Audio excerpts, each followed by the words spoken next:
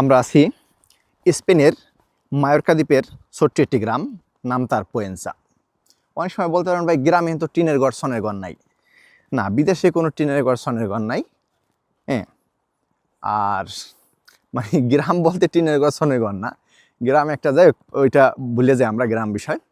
এটা হচ্ছে একটা গ্রাম, এর নাম হচ্ছে পোয়েনসা। পোয়েনসা, এটার একটা আবার উপশহর আছে, সেটার নাম হচ্ছে পোর্তো পোয়েনসা। পোর্তো পোয়েনসা ওই যে ওখানে। পোয়েনসায় আমাদের বাংলাদেশি আছেন কিনা, দুই একজনে বাসা ভাড়া করে থাকতে পারে, কিন্তু পোয়েনসায় আমাদের বাংলাদেশের ওরকম কাজকাম করে না। সবাই ওই পোর্তো পোয়েনসায় কাজ করে। ওখানে প্রায় 100খানির উপরে বাংলাদেশি আছেন।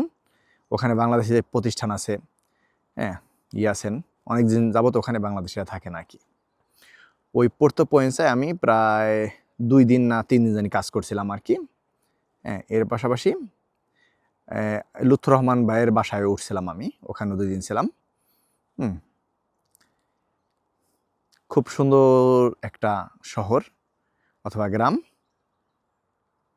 আর ওই যে সাগর পাড়ে ওই যে ধোঁয়া উঠতেছে, ওইটার নাম হচ্ছে আলকুদিয়া। ওই শহরে আবার আমরা থাকি।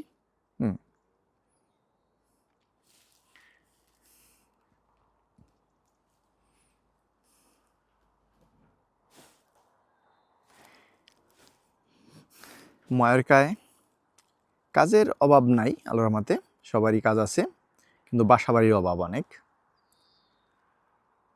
ঠিক সব জায়গার মতনই আর কি, কিন্তু মায়োরকা একটু বেশি আর কি। মায়োরকা বাসাবাড়িগুলো পর্যটনমুখী তো। ওই পাহাড়ে বেশ কয়েকবার উঠছিলাম, সুন্দর একটা পাহাড়।